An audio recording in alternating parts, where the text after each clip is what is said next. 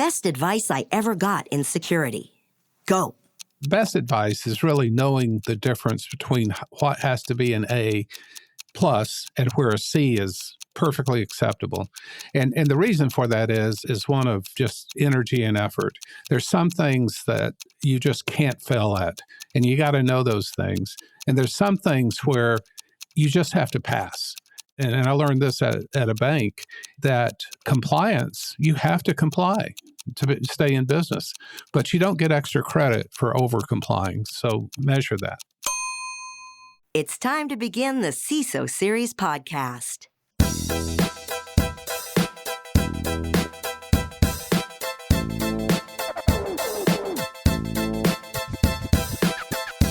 Welcome to the CISO Series podcast. My name is David Spark. I'm the producer of the CISO Series, and joining me as my co-host for this episode, the principal of Duha, none other than Andy Ellis. Andy, say hello to the audience. Hello to the audience. There you go. It's just it's an old gag in movies and television shows. Yeah, it's the Goodnight Gracie gag. But every time I do it, it gets you, David. So like every once in a while, I want to slip it in. It's similar to the walk this way joke. Yes. Where you literally mimic the way the other person walks. They've been doing it since the Marx Brothers. It's an old gag. We're available, by the way, at CISOseries.com, where we have lots of other wonderful programming. In fact, 4 other shows on our network. Our sponsor for today's episode is Vanta. Trust is everything. Earn and prove it with Vanta. We'll be explaining just how they're doing that with agentic AI a little bit later in the show. Let me bring in our guest now, because the two of you, our guest and you, Andy, have something in common. Our guest for today's episode is a CIO and CISO. They didn't think he was doing enough, so they gave him 2 jobs. And I believe they double your pay when they do that, right, Tim? I would love to believe that. But anyways, no. He's the CIO and CISO for Aflac, Tim Callahan. Tim, thank you so much for joining us. It's a pleasure to be here. All right. So the thing that I want to mention is the two of you are both Hall of Fame CISOs. First, one of you explain what the heck that means, and where does this Hall of Fame exist, and is it in Canton, Ohio? It is not in Canton, Ohio. I think it's in Framingham, Massachusetts. It's CSO Magazine. Okay. Yeah. They started the CSO Hall of Fame. I think 2020 was your class, Tim, which was the first class. And so I think there was like 6 to 8 people in that class, 6 to 8 in mine. I think the first couple classes, they basically just handpicked people. They were like, okay, who are the obvious folks to put in? Now there's this weird application and voting system. Yeah. But isn't the whole point of being in the Hall of Fame is that you have to be retired, and neither of you are retired? No, that's not for this one. For other Hall of Fames, totally is the case. There are other Hall of Fames, yes. But you know, when you're going to stay in the industry. Yeah, and I'm pretty sure this one is actually in the physical location in Bob Bragdon's garage. Oh, really? But I'm not, and if I go to Bob Bragdon's garage, could I see a highlight clip of your life as a CISO? And in fact, I'll ask both of you, let's close on this. If I were to go to the Hall of Fame of CISOs and there was a highlight clip of just one moment of you as a CISO, what would that highlight clip be? I'll start with you, Andy. Oh my goodness, one clip for one moment? Yeah, well, it's just one clip. It's the one that it goes, this defines it. Like, for example, Larry Bird, there's a famous finals game where he steals the ball and throws it to Dennis Johnson, who gets the basket. That is the highlight clip I see over and over again. What's yours? So I'm just going to go with, even though it's sort of lame, was RSA keynoting that probably, was it 2013? Mm-hmm. Where I literally, and that's what I used when I was inducted in the Hall of Fame. I created a little hype video that had me walking across with Hall of Fame playing, and then like all of my patents and accolades and everything I'd done in my career. What is the Hall of Fame music? Is it like the 2001 opening that Elvis used? No, like the Will I Am. You can be standing in the Hall of Fame. Okay. You don't know this song? My goodness. I don't. I think you should come on with the 2001, the music that Elvis used to come on stage with. You could do that. Tim, what's yours?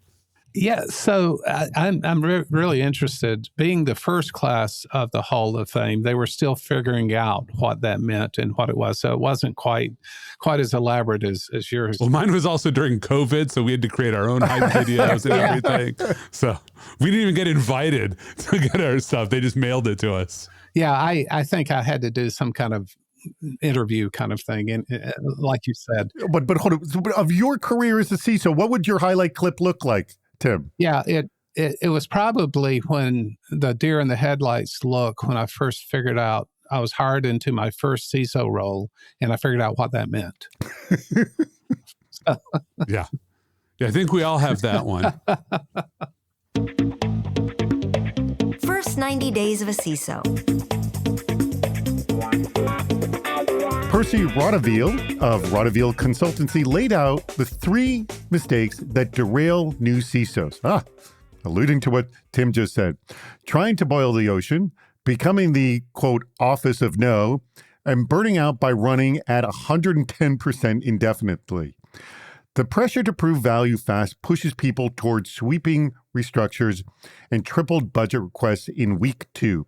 He recommends instead pick 3 to 5 priorities for year 1 and execute them well. I'm going to start with you, Andy, on this.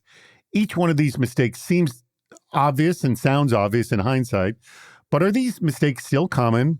What early on mistakes did you make as a CISO, and how did you correct course when you made those mistakes? Oh, I made lots of mistakes as a CISO.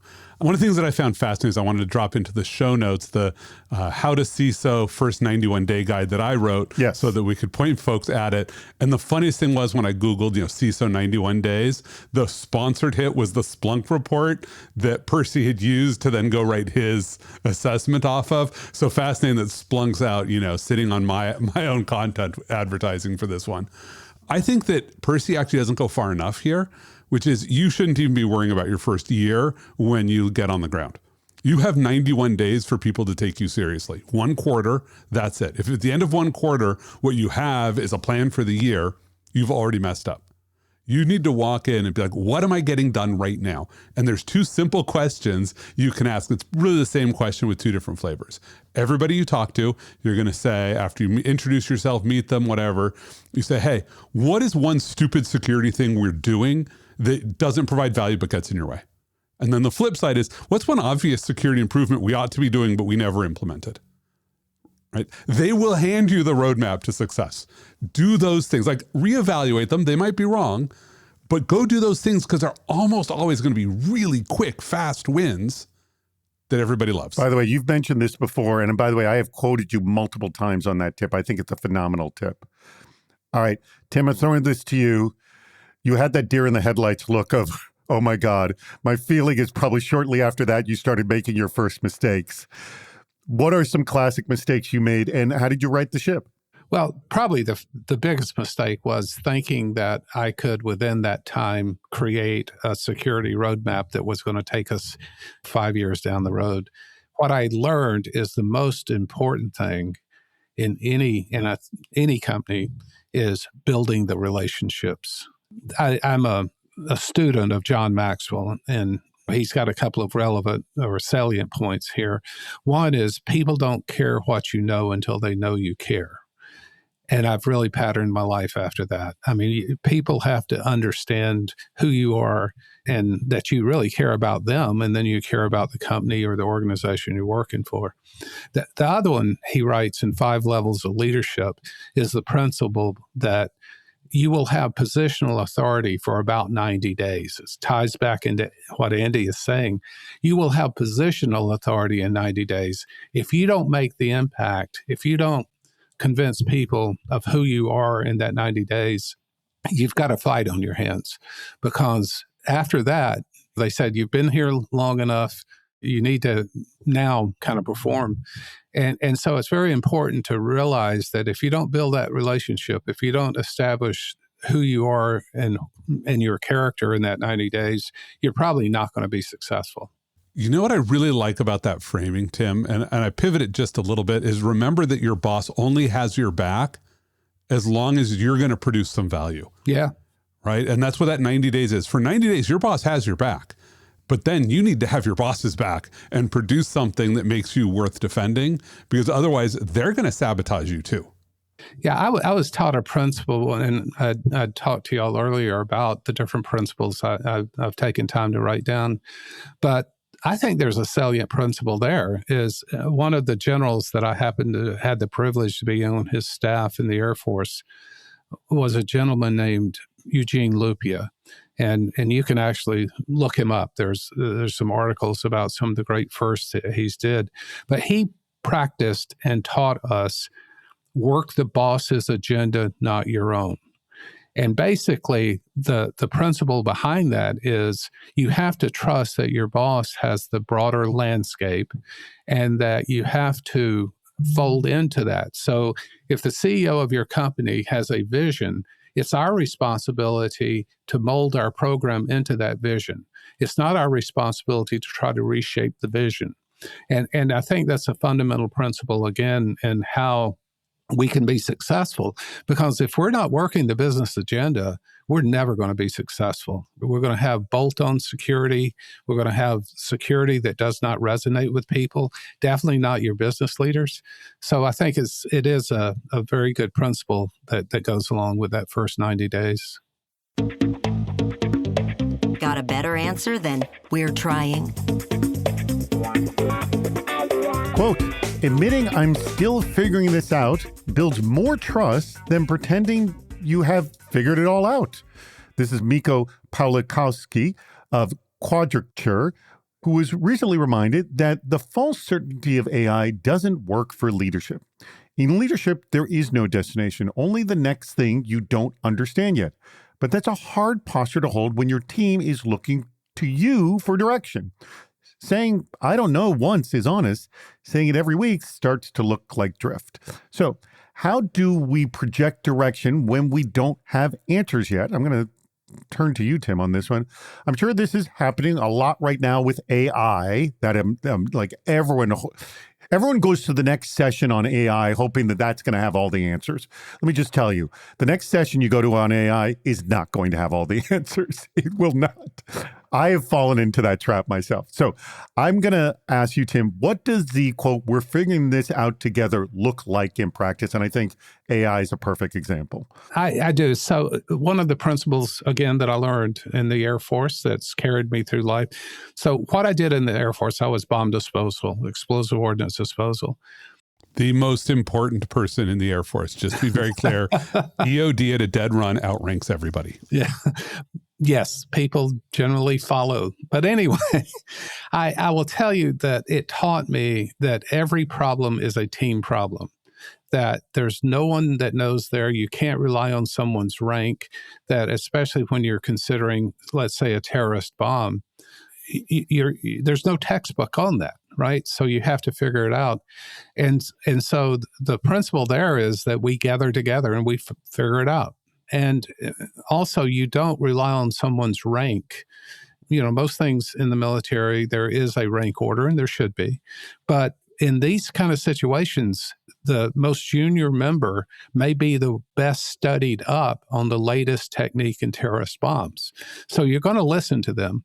So I've taken that lesson to heart and in my practice in the civilian world. And generally I do. I gather my core team together and say, look, we got this problem. How are we going to figure this out? And it is a we team sport, because if I try to purport that I have the answer, especially if I don't, I think that builds distrust. It's interesting. I was on a panel a couple of weeks ago with my Deputy Global Chief Information Security Officer, and we were having a conversation, and this particular topic came up. And one of the things, and I'm sure you've heard the saying, "Fake it till you make it." Mm-hmm. That's not true. I don't agree with that phrase, Isaac. Yeah. I've got nuance on that one, but let's not distract. But it is. I first of all, people see right through that. I mean, if I try to put on that I know the answer when I don't, people are going to see right through that. So it does not build trust. When you come to your team and say, look, this is something we all got to figure out together, that does build trust, because you're relying on the expertise that each of them bring to the table. And then you solve it together, you lock arms, and you go to the solution. I agree with almost everything Tim said, except for the fake it till you make it thing. I think he took that one a little too strongly as an absolute, like, if you have no skill, fake it. No, what you don't want to do is say, well, I don't know the answer, so I'm not going to try. That's the advice of fake it till you make it. No. But I want to look at a different piece of the problem, because the advice Tim gave you is really good for where there is a known solution that you can get to. And I think the spirit of this question is about the unknown, which is there is no actual known good solution. And that's where people often get into trouble, which is you have to go forward and you cannot actually defend any answer as being right because there isn't a right solution. And one of my favorite quotes, and there's like 18 different generals who said a variant of this one. And I think General Krulak of the Marines said it best for me, which is the 70% plan violently executed beats the 100% plan every time. Yeah. Yeah. And that's the really important thing to acknowledge is I don't have all the answers. This isn't perfectly defensible, but it's the best plan we've got and motion is required. Mm-hmm. And we have to go do something, even if it's only 70% good. With fact, like let's take a recent thing that happened, right? Cloudflare laid off 20% of its staff to basically go all in on AI. They said, look, if you're not core to building product or selling product, we're going to replace you with AI. And lots of people are all over them. This is a 70% plan being violently executed. They're ahead of the market because rather than nickel and diming and playing around, they're like, oh, we don't need a brand department anymore. We'll have AI do it. I don't think they're right on that specific call, but that's okay because in a year, maybe they'll come back and be like, oh, we need a brand manager who will then run an AI team and they'll come back from it. But because they moved fast, and that's what really you have to get across to your team is you have to say, look, I don't know the ultimate answer, but this is the best answer we've got. Do you have a better one? Do you have input? But okay, let me throw something back at you because the variation I've heard of that is perfection is the enemy of good enough. Kind of a thing. Yeah. Right. The Voltaire, the best is the enemy of the better. But so here's my question to both of you is how do you show that you're doing great work by chronically doing good enough fast, I guess is my question. Well, yeah. And I again, it gets back to the premise. There's some things I got to have an A+ in, and there's some things C's are good. You know, and I'm not disagreeing with Andy because I do think, first of all, if you're sticking to the basics, you've got principles. And I could go into how we implemented AI at Aflac. We started off with a set of principles, right? We didn't know nobody knew this stuff. And anybody that said they knew it was wrong.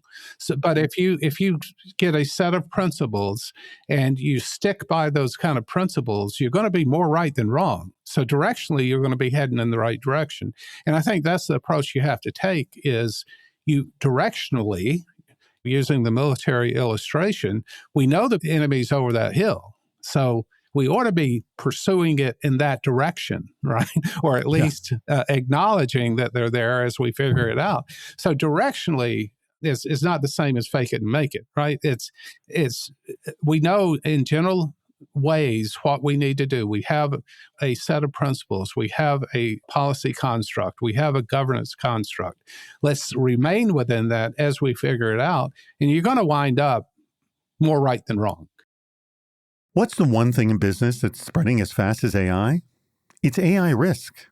Every new tool your team signs up for, every vendor that turns on AI features, every new integration, each one is an opportunity for something to go wrong. And most security programs weren't built for AI's pace of growth. Enter Vanta. Vanta is the number one agentic trust platform used by over 16,000 fast-moving companies like Ramp, Cursor, and Harvey to ensure they're always audit ready. And now, Vanta is helping companies like yours watch for the risks that show up between audits, across your vendors, your AI tools, and your whole environment. How?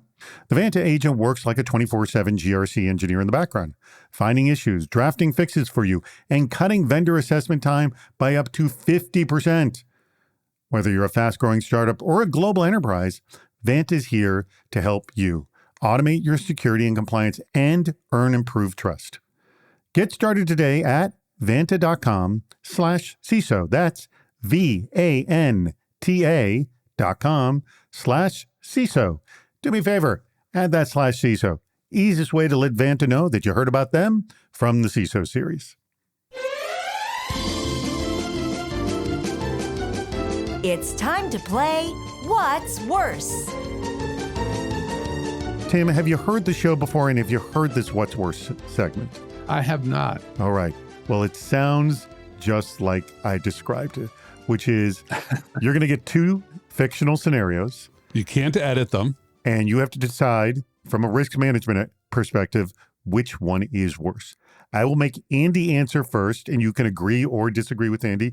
And sometimes you can agree, but for completely different reasons. All right? And these always come in from one of our wonderful listeners. And this one comes in from Zach Campbell, who's the CISO over at Gills Point S Tire. And this is what Zach has. All right. You find out, Andy, in your first day on the job that HR has been independently feeding information from a SaaS human resources information system to a public LLM. And the company has thousands of employees. All right? Okay. That's what's going on. Or you're taking a CISO role only to find out that HR takes no ownership in their temporary contract workers, and you have hundreds of accounts that have been active for years, with these temp and contract work, and nothing to check against for it. The users are still current or not. Which one is worse? This is totally fictional, right? It's completely fictional. Sorry, I'm laughing because I lived that second scenario. Here's the funny thing. Do you know how I actually solved that second scenario? Because this was like a huge battle because you had things like contractors who were students. Yeah. And so they worked for the summer. And then the hiring manager was like, well, I want to bring them back over the winter break or maybe next summer. But they'll do like an hour a week, maybe during the school year. So I don't want to deprovision them. And then they never actually used them. And so we'd end up with these accounts and HR didn't want to deal with it. The contracting agency didn't want to deal with it, whatever. Here's the stupidest way to solve this problem, which was our security awareness training program, which this goes back to the sometimes you just need a C in. Mm-hmm. This was literally a cron job with a database that had every employee with the date that they last clicked on the security awareness training program. And it would just email them and say, hey, you need to come back and redo this. It's been 11 months, read the training, which fit onto one screen and click accept. And if you didn't do it by the end of 1 year, it CC'd your manager. Yeah. And here's what started to be funny is we'd get these managers would email us and would be like, why are you sending this person security awareness training? They don't work for us anymore. I'm like, well, apparently you never told HR. And that's how we went and hunted down. Really? These folks originally. Then we started to, we got to finance and we said, we want to pull for everybody in a contractor status. Did they get paid in the last month? And if they didn't get it, so we worked completely around HR until HR finally stepped up. Now I know that's outside the scenario of the what's worse, but I want to give this advice that if you're stuck here, there are other ways around the second problem than HR. The first one is kind of an interesting because they're feeding HR data to an LLM, and I'm not allowed to change this because that's part of the what's worse scenarios. Yeah, that's part of the game. You can't change things here, Tim. So honestly, this is weird because either I'm dealing with data breach about my employees or potentially access breach based on these contractors that aren't still here anymore. Everything, I would just say in both cases here, these are both insane wild cards. Like anything could happen. They're really wild cards. And I like this because they actually both start from basically the same problem, which is HR. So it's an apples to oranges, but it's on the same tree. And you like blaming HR, right? No, right. Well, I love blaming HR. Actually, HR can be your best friend, but they also can be a nightmare. So I think that I am going to go with, I'd prefer the second scenario, and partly that's familiarity because I've dealt with it and I know how to work around it. I can't fix it. I can't get HR to deal, but I can at least solve the access management problem out of the other end of it. So you think the first scenario is worse? So I think the first scenario is worse because it is so unbounded and the fines that are going to come out of the EU, because I'm assuming I'm a global company, for dumping the data of EU citizens into some publicly accessible LLM, where I'm going to assume there will be a breach at some point, just strikes me as a ticking time bomb. So, but I could argue myself either direction here. So if Tim disagrees with me. All right. So this might be an easy one for you to disagree with, Tim, if you want to disagree with Andy, which, by the way, I'm just going to tease you and say, I love it when people disagree with Andy. Well, in this case, I can't because I agree. I agree that the worst, the second scenario, I actually fixed that because we deactivate after 45 days of non-use. So if we see no activity, it goes into a deactivate camp, and then there's another time that we just totally eliminate. So how do you deal with people on parental leave, Tim? I'm just really curious. Because that's more than 45 days. Yeah. Well, there's an acceptance. There's an acceptance. So if they've been registered, you pull their leave data and... Yeah, exactly. Okay. We can do that. But having the systemic control is very helpful, because no ID ought to be orphaned for 45 days. But anyway.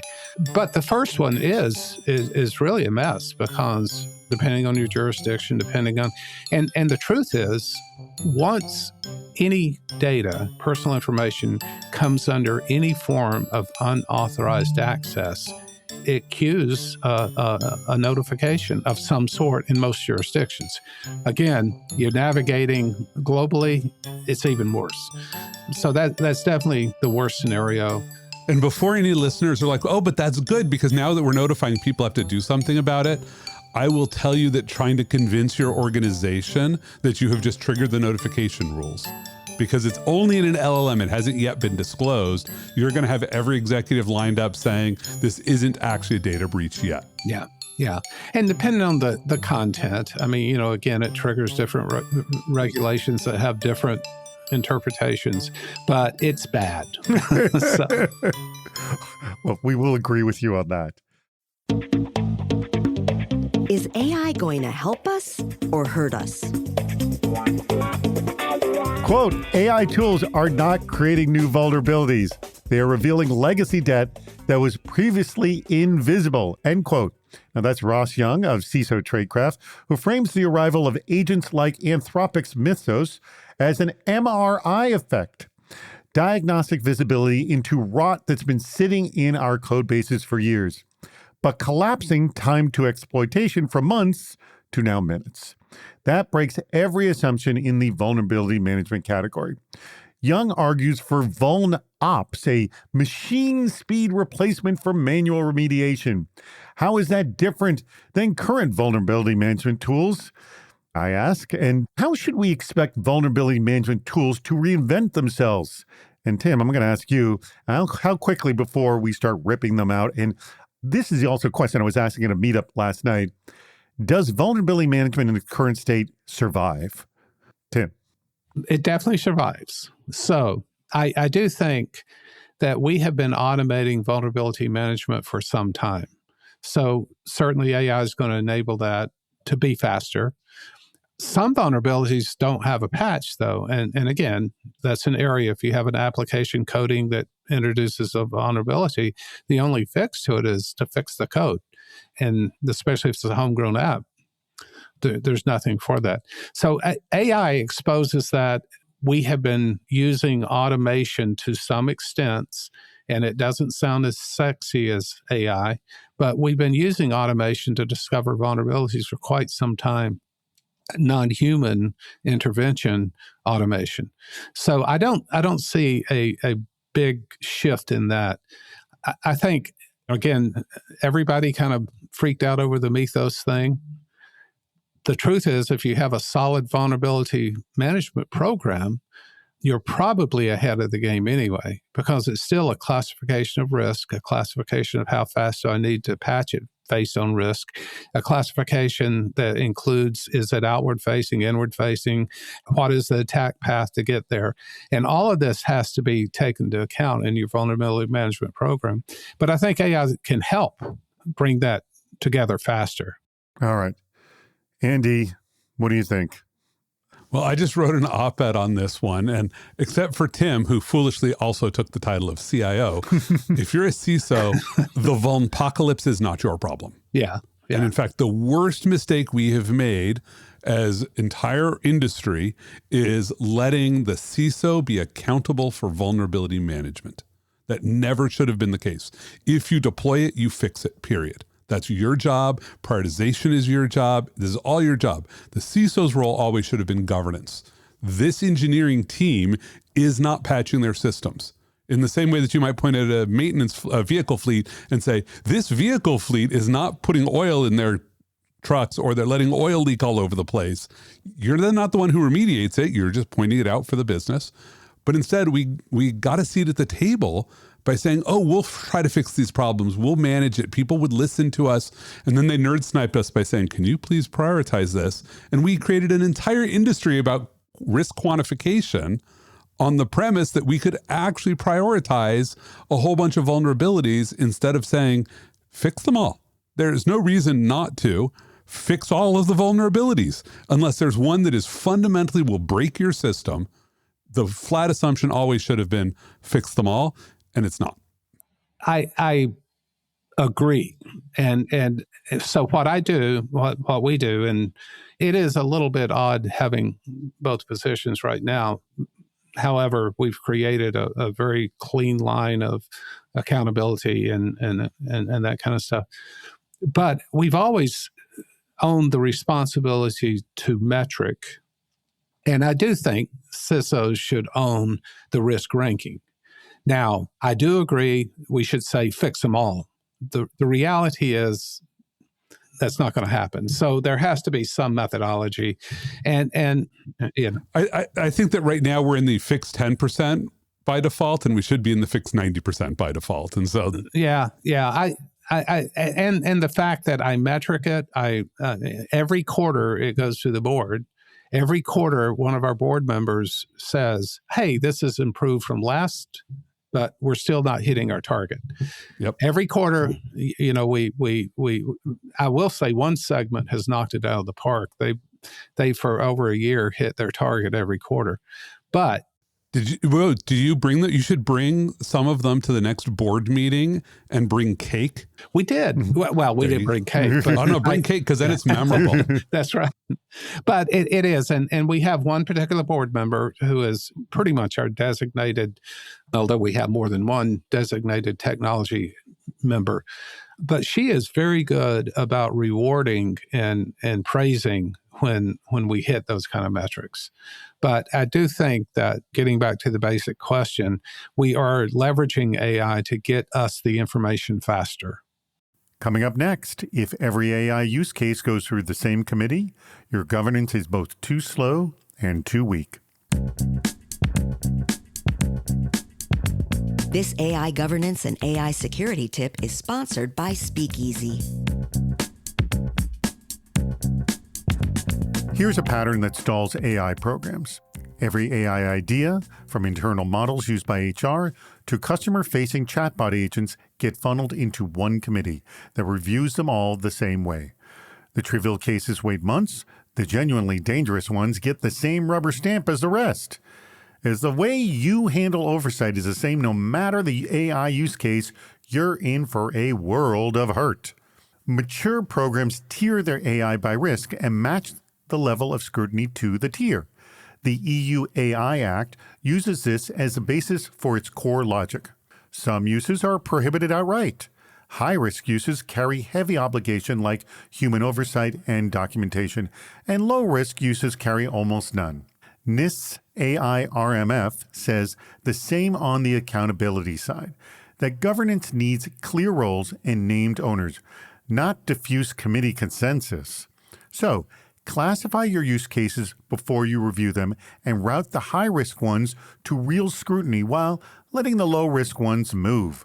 And for each AI system, name a single accountable owner, one person who answers for its risks. Shared accountability is just another way of saying nobody is accountable. Go to speakeasy.com to see how leading enterprises are scaling AI securely with the Speakeasy AI Control Plane.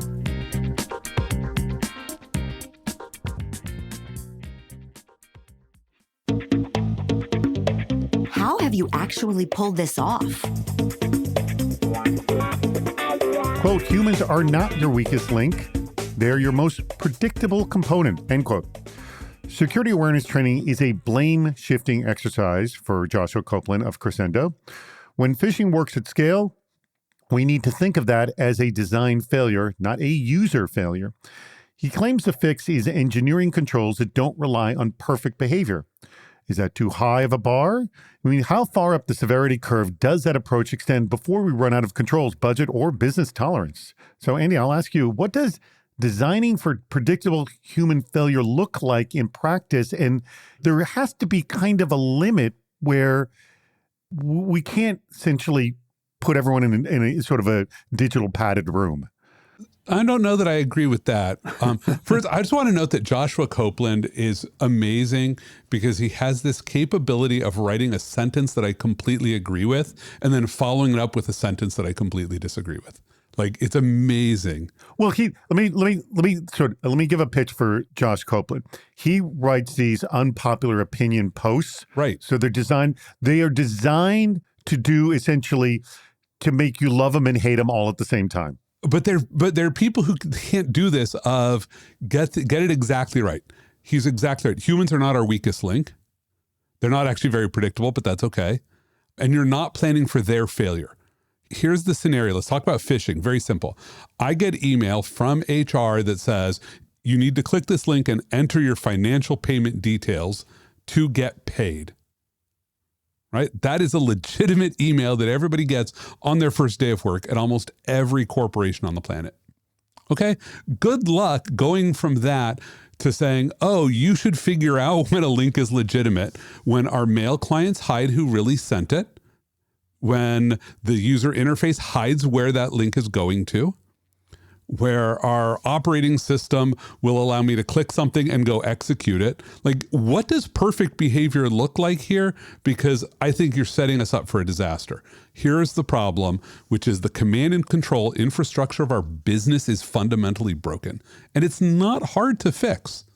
Like, if you have phishable authentication, that's your problem. Right? Every user, when I was at Akamai, you clicked to go to a website and it would prompt you to authenticate. Guess what it did? It checked that you had the X509 certificate on your device, and then it did a push auth automatically to your phone, the phone of the human associated with the device, to say, hey, is this really you? I don't care if you click a phishing link because you don't have a password for the adversary to steal. If you don't have EDR protecting you from downloads, that's your problem, not that the user clicks on a download. So this is a fundamental design, and most users are not actually going to object to, oh, I don't have to type in my password all the time. All I have to do is come from my computer and push a button on my phone to just say, hey, yeah, that really was me as I'm doing a thing. This is easy. All right. Andy has his take. Tim, I'd like to know your take in terms of what is sort of creating security for humans look like, essentially architecting, engineering it so we don't have to rely on them always being perfect. Well, I think you have to go in assuming that humans are going to make errors because we're humans, and we do make errors. So you build a layered defense. What Andy described as the authentication pattern is one, and we know that sometimes that fails because of authentication fatigue or MFA fatigue, but it's a good pattern, right? I do think you do education. It's very important.